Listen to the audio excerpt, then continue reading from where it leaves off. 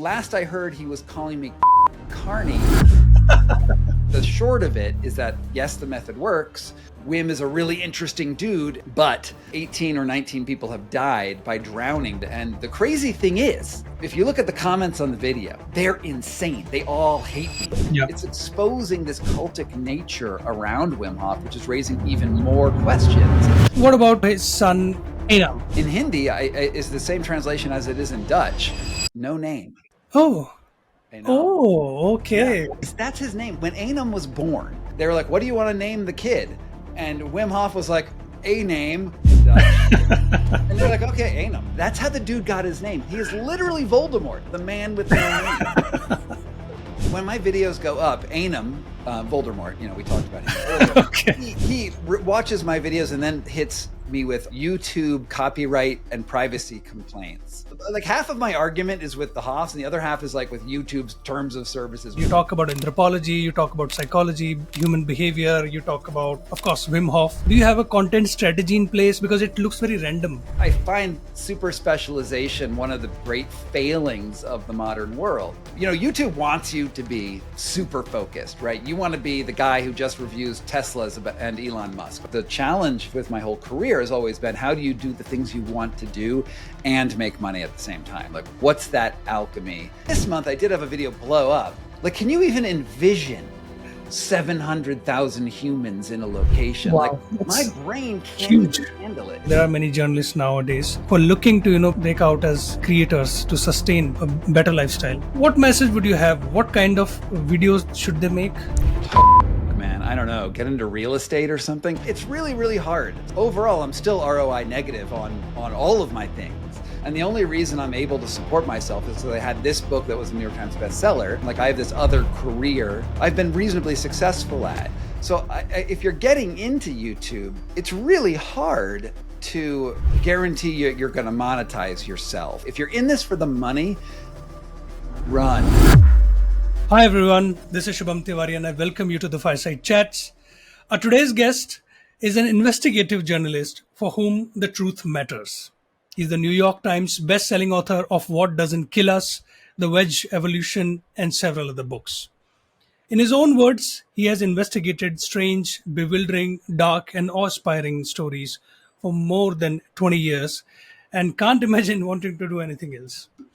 His association with Wim Hof has been much talked about, and now he's navigating his creator journey on YouTube, among many other of his pursuits. Scott Carney, welcome to the Thousand Faces Club. Yeah, thanks for having me here. I like that you call it a fireside chat, but neither of us is currently burning anything. Although you're in Jaipur, so that's really hot, so that sort of counts.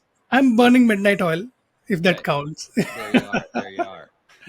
So, first of all, Scott, this is a fanboy moment for me because I read your book right after I got COVID in 2020. And it was the first book I picked up and it really helped me. And I sort of bounced back after reading the book. Oh, so I'm talking about What Doesn't Kill Us. It's an amazing book. So before we get into it, let's start on a fun note. Define the following terms for me in one sentence. Let's begin with truth. What is truth is like the hardest question ever. What's your truth? What's my truth? What's a fact? What's a lie? I don't know what truth is. I wish I did. That's the whole point of doing my job, is that we're out here trying to attempt to make sense of the world. A truth is not a lie. How about that? Oh, wow. Okay. That's something to think about. You're also a proponent of silence. So what about silence?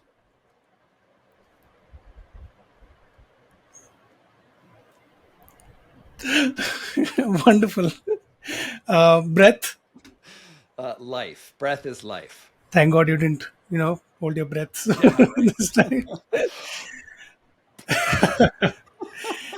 And lastly, Scott Carney. I'm an investigative journalist and anthropologist, just trying to make my way in the world, and we'll see how it goes. So far, it's going fine. Wonderful. How many tattoos do you have? What do they say? If I show you mine, will you show me yours? I don't have any. All right, I got one. And okay. Most of your subscribers can probably just read yeah, that. we can see it. It's in Arabic. It's in Persian. Yeah. Okay. It says Hanuz Dili Dur Ast, which means Ooh. Dili Dur Hai, Yeah, or yeah. Delhi is far I'm away. I'm familiar with that term. Yeah, Yeah. So it's it's a amazing. saying in India, obviously having to do with Nizamuddin Aulia, Oh yeah, um, yes.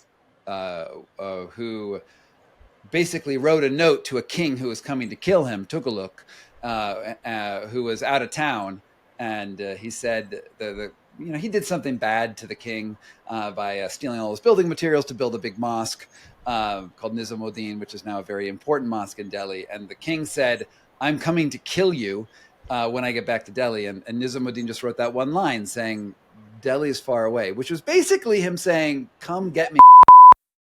I'm in Delhi and you're not. And the reason I think why that was remembered is because Tughlaq came right back to Delhi. I think he was in Yep. Bengal at the time, and his elephant fell off a bridge one day outside Delhi, and he died. So Nizamuddin won, and Tughlaqabad is a ruin on the outside of Delhi. That's just full of monkeys and discarded bushes and stuff like that. Wow, amazing. You know what, Scott? That's the thing about your YouTube channel. You talk about a lot of stuff. You talk about, just like you gave us a very brief history moment, not exactly a lesson. You talk about anthropology, you talk about psychology, human behavior. You talk about, of course, Wim Hof is one of the topics that you cover.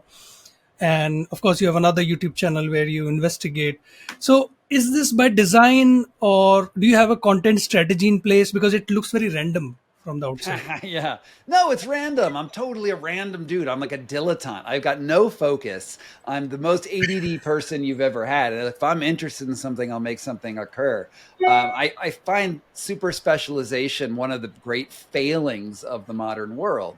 And YouTube wants you to be super focused, right? You want to be the guy who just reviews Teslas and Elon Musk. Like you're going to be Yeah, that guy, and that's all you're going to do in life. And my whole thing about my career is that I just want to do things that interest me. And the goal is not to get rich, right? The goal is not to be like rolling in money and like optimizing and getting 1 billion followers, because I don't care that much about that. I just want to do stuff I like. And so far, it's yeah, been doing fine. It's fine. yeah. That's I'm all not interesting famous. stuff. I'm not Mr. Beast, and I will never be. But there are some. I do want to make money, obviously, on Yeah, the work that I do. But the challenge with my whole career has always been, how do you do the things you want to do and make money at the same time? Like what's that alchemy? And I try not to compromise too much on the work I do. I'd rather right, compromise on the money side. right. Amazing. So now we know that it's by design. Uh, and Scott, your work introduced me to one of the most enigmatic men I have known about, and that's Wim Hof. Hmm. I read your book, then I watched his videos, I watched his interviews. Mm, So, I mean, you are the gateway for, many people yeah. into the life of a very strange man. And we all know, like, where Wim Hof is nowadays. But what exactly is your relationship with him nowadays? Because it's not Wim. exactly normal, right? No, well, Wim, I was one of the first journalists to write about him in a serious way. I mean, he'd been written about by other people, but when I got to him, it was at the very first training session that he ever did. And for people who don't know who Wim Hof is, he's called the Iceman. He jumps in ice water, stays there for a long time, and makes these outrageous scientific claims, some of which get proven out in scientific studies. And I had been writing a lot on charismatic gurus who go terribly wrong, and India has many. Yep. Guilty um, as charged. yeah, yeah. I mean, I don't know if you created the idea, but you certainly have a wealth of experience in these gurus who promise superpowers and really just end up taking your money. And I figured that Wim was going to be one of these people. And the techniques that he was teaching was like sitting in snow and breathing, and he said that you could make anyone sit on an iceberg for as long as they wanted and defy elements. And I was like, you're going to get people killed, and I'm going to debunk you. So I got a commission from Playboy, who's one of, they have great articles. And I flew out to Poland to meet him at his very first training center. And I was shocked that his method worked. And that sent me on this journey where I eventually wrote this New York Times bestselling book, What Doesn't Kill Us, about how impressive the method is and how it changed my life. And I still do it every day. And it's been an awesome journey. But the reason why you asked me that question has nothing to do with how great Wim Hof is, because we all agree there's something awesome here. The reason you asked me that question is because I am the most controversial person in the Wim Hof ecosystem at the moment, because I have released a few videos now about how much money corruption is in that organization and how Wim's teachings are increasingly erratic and dangerous and getting people killed. That's why you're asking me that question. And, you can watch the video. It's called The Rise and Fall of the Wim Hof Empire. The short of it is that, yes, the method works. Wim is a really interesting dude who on the balance is probably good, but 18 or 19 people have died by drowning because they follow his example of hyperventilating in water, and then they just pass out and they die. And they're all those family members are calling me, and they're like, my niece, son, husband died doing the Wim Hof method. And the crazy thing is that if you look at the comments on the video, they're insane. They all hate me. There's like 1,500 comments of people being like, Scott, you're the worst journalist in the world. And Wim would never do this. But the video is basically just me showing video after video of Wim doing exactly that. So it's exposing this cultic nature around Wim Hof, which is raising even more questions. And there's also this $67 million lawsuit against him in the United States. Because of the death of a person. So I'm at the center of this firestorm. And the funny thing is about it, I don't want to work on Wim Hof anymore. I want to go dilettante around and do other things because other things interest me more. I just keep on getting sucked back into it. The second half of your question was, what is my relationship with Wim Hof now? Well, last I heard, he was calling me Carney on on calls with his instructors and saying that I betrayed his loyalty. So not good. Got it. Yeah. And what about his son? For the life of me, I cannot remember his name. Something. It's Enahm, which in Hindi is the same translation as it is in Dutch. No name. Oh. Oh, okay. Yeah, right. All right. It's, right. It's the same. Okay, so we call it like Enahm in Hindi and Sanskrit. Yeah. Oh, yeah. So that's his name. When Enahm was born, he came out of his mom and the nerd. And this is in not my book. This is in the Wim Hof biography. This is I have it here somewhere. I don't know. Maybe I threw it out. In Wim Hof's actual book, The Wim Hof Method, this story is recounted there. Enahm was born, and they were like, what do you want to name the kid? And Wim Hof was like, a name in Dutch. And they're like, okay, Enahm. That's it. That's how the dude got his name. He is literally Voldemort, the man with no name. So, Scott, are you in any way still hurt the way things panned out with Wim? Oh, yeah. I mean, I don't like the fact that a man that I greatly admire, who has changed my life, who is really important to me, really, is calling me cunt Carney. I'm not happy with that situation. Of course, But the problem is that my duty is to the truth, right? As a reporter, my duty, we started out with this, what is truth? Well, A, I don't know what truth is, but B, I know what a lie is. And Wim Hof does nothing but lie over and over again in ways that you're like, well, this is obviously not true. For instance, his 26 Guinness World Records, which he says over and over again. You're like, cool. A record, the word record means written down. Okay. Of course. It's written down somewhere. I'm like, okay, well, where are your 26 written down records? And they don't exist. It's like nothing.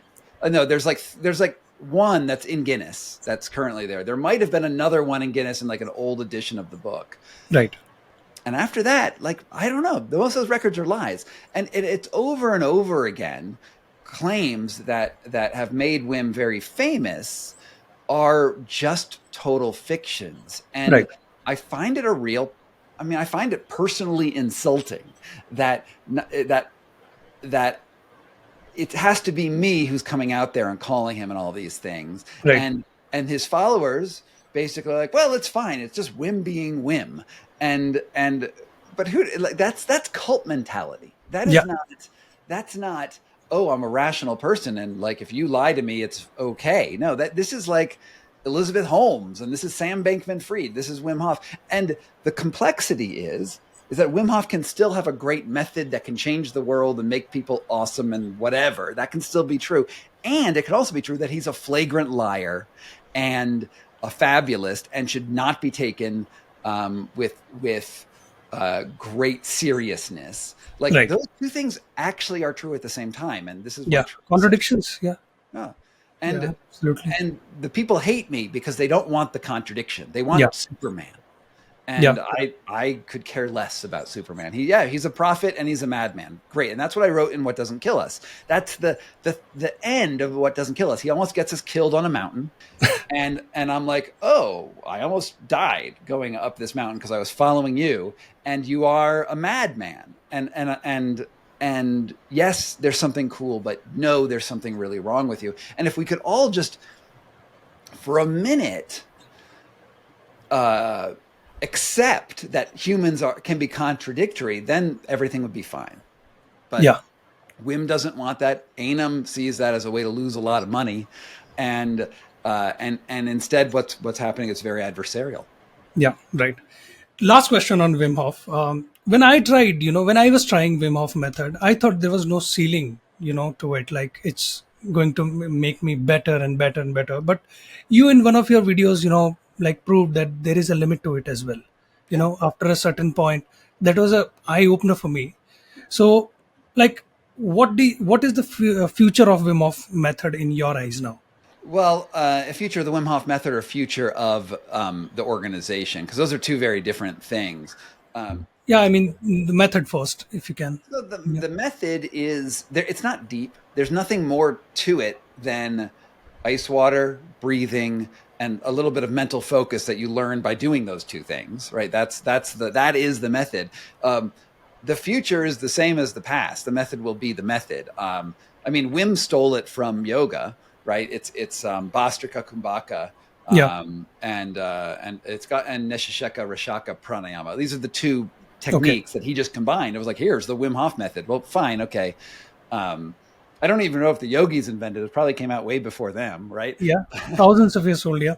How long have people hyperventilated? Well, I don't know. How long have humans been around?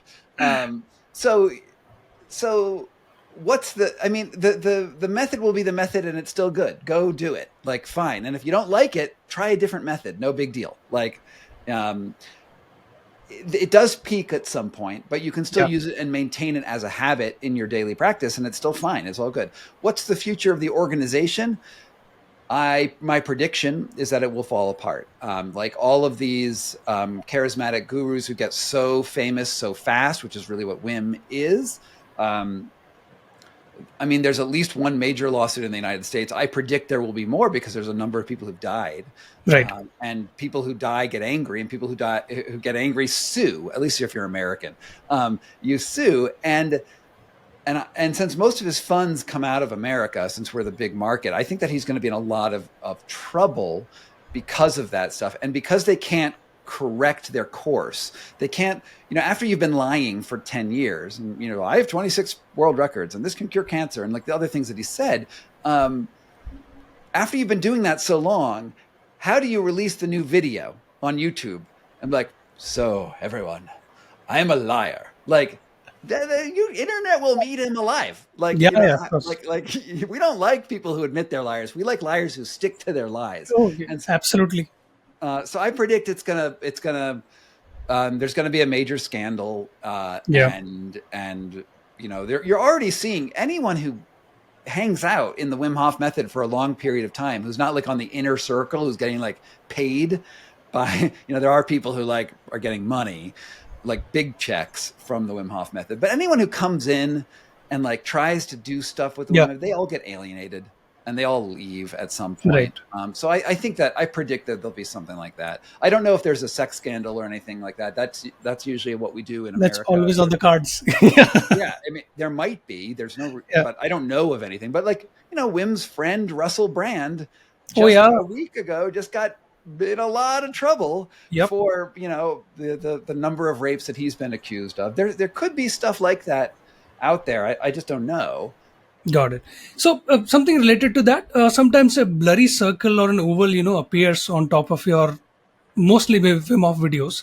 Is this something that you're trying to do, or what is happening there?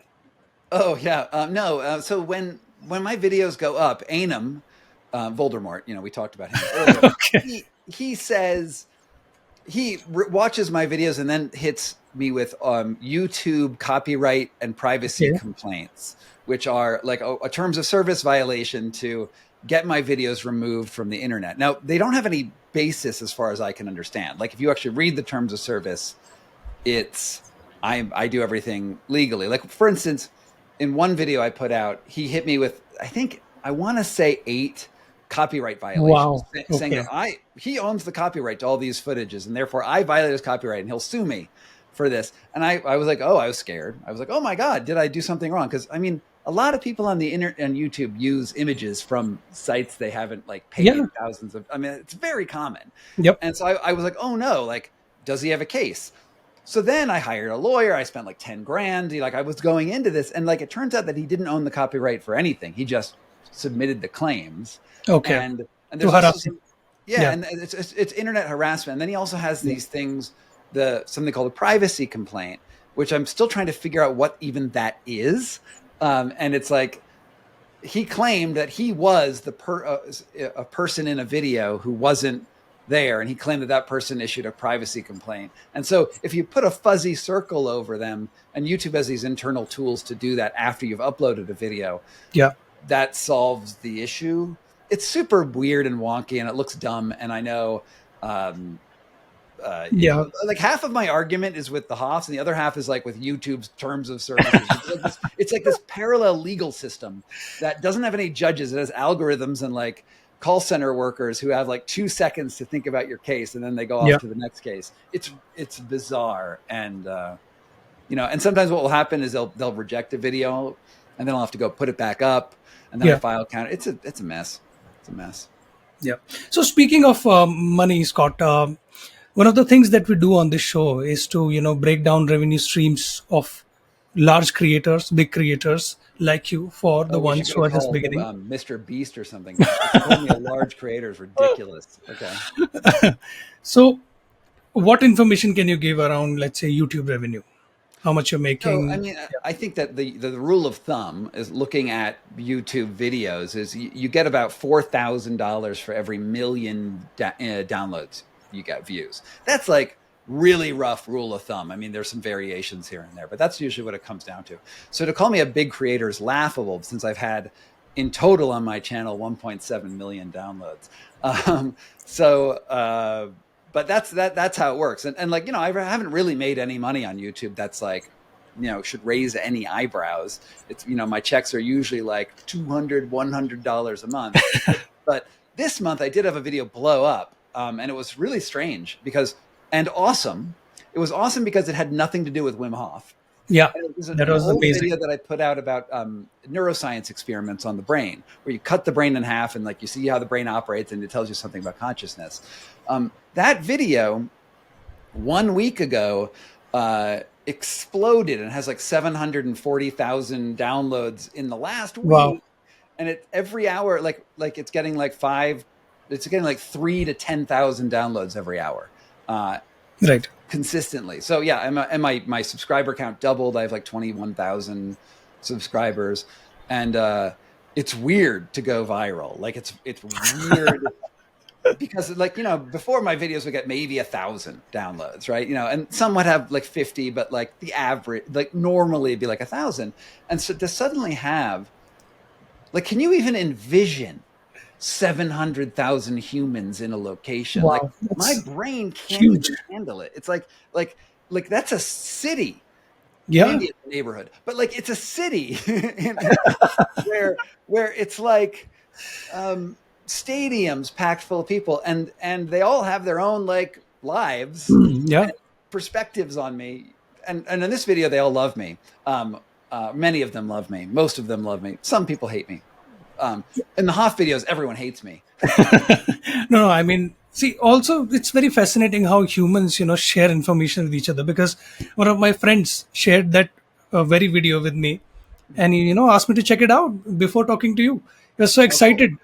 Like, Uh-huh. okay, watch this video. He has nearly doubled his subscriber count, and this video's, on fire. So, I mean, what do you think? What has worked for you on YouTube? Because you're doing a lot of stuff, right? Your video on neuroscience, your video on liars. I really like that Mm. thumbnail. I really like that. So, what exactly is working for you? Why are you on YouTube? I have no idea why I'm on YouTube. No, actually, I do know why I'm here. One, social media is dying. If you have not noticed, Twitter died. Facebook is dead. Yeah, Facebook is Facebook is better than Twitter, but it's still in a lot of trouble. limbo. Um, Yeah, Instagram is like, what's going on Instagram? Blue Sky, all these other ones, they're not doing shit. Reddit's still around for now, but it looks like it's about to die. And so weirdly, the all of those other websites also have this permanence problem, which is you tweet something, you put something on Instagram, and you could go viral if you end up in like their promoted content section of any of those websites. yeah, But there's no longevity to that. Like you don't go viral on Tuesday and you're still relevant next Tuesday. That people just sort of stop looking at that. Same on TikTok, same on all of these things. YouTube actually has an incentive to monetize the back catalog, where you're there and you put your content out, and at any point it could be searched, it could be looked at, and then it could be revived, which is exactly what happened with the Split Brain video, which is 6 months old. It had maybe 2,000 views up to last week, and now it has 700,000 views. So there's this opportunity. And it's honestly, it's like a lottery ticket, right? That yeah, something could get monetized long after you've forgotten about it. And that's like an advantage of YouTube. The other nice thing, and this is, I'm taking this from Hank Green, who did this video about, Hank Green's a big creator. yeah, And it's about the difference between the way TikTok makes money and YouTube makes money. TikTok has like it puts like $50 million aside every month to divvy up to creators based on the number of downloads they get. Whereas Google's ad model is they share 50% of the ad revenue they get with creators, which gives much more incentive to a creator on Google to make money on YouTube, because YouTube's owned by Google. yeah. It gives much more incentive to the creator and to YouTube to constantly promote back catalog content.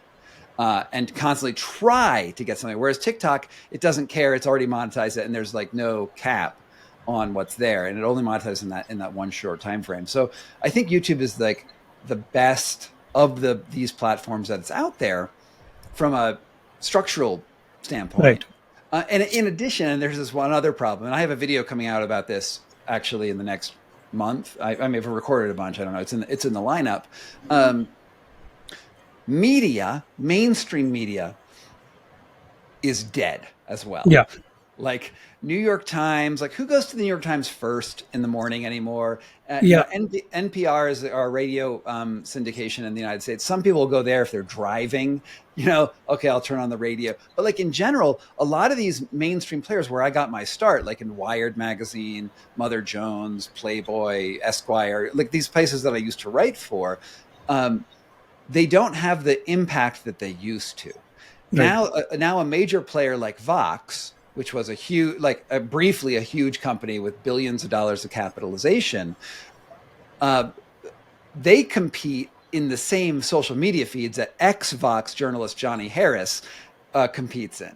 Yeah, And what we're seeing is like the individual creators on platforms like YouTube are becoming as powerful as the platforms that used to promote them. So there's right. this shift happening, and we knew it would happen a long time ago, because people were talking about this in 2004, 2005, like that the internet would democratize things. But Yeah, it's taken about 20 years to really see that fully manifesting. And what the future of media is sadly going to be individual creators or small creators that can produce things cheaply, and those big channels are going to be, mostly dead, mostly dead. Right. Speaking about your books, how much has your YouTube channel impacted your book sales? Not really all that much, honestly. I wish it was different. Like, I wish there was like, oh my God, I had a hit YouTube video. Now I got thousands of sales. No, it's not really like that. And I can tell from my, I self-publish some books. So I get really good data on self-published books. Other books I Right. don't. So it's a different animal.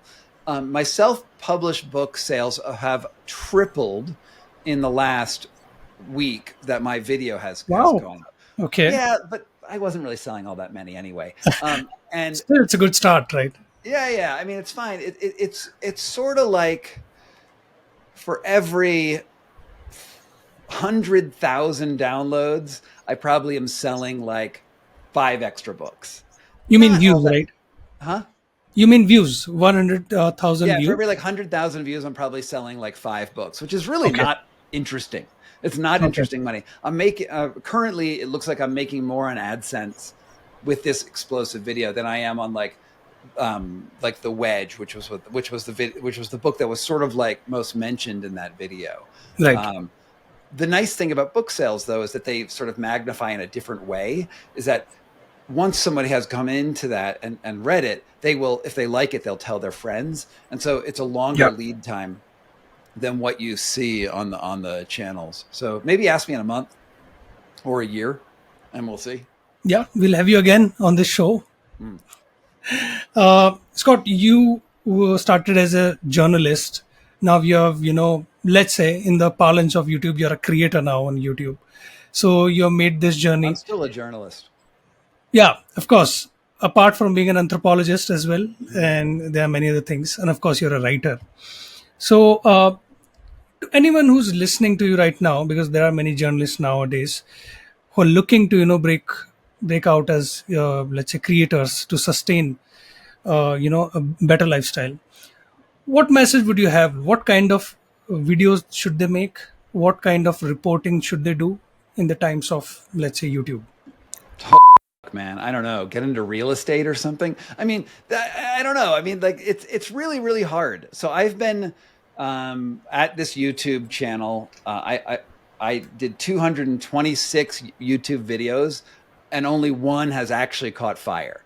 So if I you're mean, going, you're being modest here. I mean, other videos have also worked. yeah, but nothing is really ROI positive, right? I have people I work with, and like there's expenses on stuff. Overall, I'm still ROI negative on all of my things, and the only reason I'm able to support myself is because I had this book that was a New York Times bestseller, and like other book contracts, and like I have this other career that has, you know, I've been reasonably successful at. So if you're getting into YouTube, it's really hard to guarantee you're going to monetize yourself. I mean, maybe if you got like a hyper specific topic that does catch fire, people say go deep, right? Choose one, deep and narrow. Choose one thing. You're going to be the guy who just does the funny videos about Cheetos, Yeah, and you're just going to do Cheeto videos. Yeah, okay, there's something there, but it's not very fulfilling, and it's very easy to burn out. If you're in this for the money, run. That was a really bad decision that you just made. You should find joy in the work that you do. So right. yeah, not the advice that people really want to hear, but let's be honest, like y'all ain't Mr. Beast, and like Yeah, of course. to a big degree, YouTube is a lottery system. It's like you don't know what's going to blow up. You just have to keep on buying lottery tickets. Every video you put out is a lottery ticket, Right. and it could catch fire, but it's very, very unlikely. And we're sold on the idea of virality. Like, and you see a video of like, hey, this teenager did a funny dance on TikTok, and now he has 100,000 followers. Like, how many times have you heard that video? Well, that's one teenager who happened to win the lottery, and Yeah. we bought into that idea that anyone can do it. Well, anyone can win a lottery if they buy a ticket. Doesn't mean that's a smart financial decision. And I Yeah. think that's what a lot of us don't a lot of people getting into this don't understand. I already had something of a platform. I already sold not millions of books, hundreds of thousands of books. Yeah. And I'm struggling to get anywhere. So I wouldn't, it's hard. And you got to get the right thumbnail that hits just right. And you got to get the title that's so optimized and blah, blah, blah, blah, blah. And then it's weird because like you could look at those advice videos online. Yeah. Here's the best thumbnail tips to supercharge your channel and whatever else. And the thing is, that person doesn't know what it is. It's this random. You do their tips, and like nothing happens. Like, yeah, I mean, just yesterday I was reading a LinkedIn post where they were talking about how when Mr. Beast doesn't smile, there is a lack of less number of views. When he smiles, there is more. That's so frivolous. I don't know what people are doing there with the advice game. Yeah, well, they're propitiating a doomed god. It's like you don't know. It's AI is running everything, and we don't know how AI works. So what these videos are, it's like a priest class coming out saying that they know how God works, and they don't, because the algorithm's not actually talking to them. They're not lighting their butter candles in front of the big Google, and the answer is no. They're just like making shit up and hoping that them making shit up gets views from people who want similar things. It would be actually sort of funny though to do a regression analysis on Google statistics to see how many videos out there are on how to make better YouTube videos, and then calculate how many of those videos have gone nowhere versus how many have gone somewhere. I mean, one of the things about you, Scott, is that you're very prolific. There's always a new video coming. I mean, I was just, done talking about the spotting liars videos with a friend, and I saw that something was premiering on your channel. So, I mean, there's another idea right there. Scott Carney, thank you so much for coming on the show. This was, personal favorite moment for me to be hosting you here. And I hope you continue to write your books and making, crazy videos, viral videos on YouTube. Making stuff on YouTube, man. Yeah, well, I appreciate it. Thanks for having me on, and I hope you appease the YouTube gods, and the YouTube gods give you the stuff that you wanted. Absolutely, Scott. One more question. We make our guests go through one ritual. Actually, two rituals, because you're a writer. What are you reading nowadays? What should we read? Tell us. Oh, I just picked up Gay Talese's book. Gay Talese is like a major American writer who was super famous in like the 80s, and he's still writing stuff, but it's called Thy Neighbor's Wife, and it's about swinging in the 80s. And it's, I know, it's like an anthropological look at swinging culture. And I've only a chapter in, and this could be horrible, but that's what I'm reading right now. Okay. Lastly, would you like to nominate anyone for our show so that we can continue to do this? Yeah, Wim Hof. How about Enahm? Yeah, get Enahm Hof. Get Enahm Hof. Send him a note. Get Enahm on your show. Great. Scott, thank you so much once again. This was fun. I hope people, feel the same about this. Please let us know what do you think of this video. Go get Scott's books. They are wonderful. And let us know what do you think of the video. If your audience is in India, I don't know if your audience is mostly Indian or not, but this book, everyone should check out. It's called The Vortex, and this is the India edition. So, nice. There's this war. I don't know if you remember this war, 1971 to 72. India invaded Pakistan, East Pakistan, yeah. But actually, they had fronts on both sides. But they liberated Bangladesh and made it emerge. And this is the book where India is the hero who stopped America from nuking the world. Every Indian should read this. Wow, definitely. We'll put the links of your books as well as some of your videos in the description of this video. Awesome. Thank you. All right. Thanks for having me. And cut. That's it for today's episode, guys. If you really liked it, please subscribe to the 1000 Faces Club and press the bell icon below so that you don't miss any videos from us. Thank you.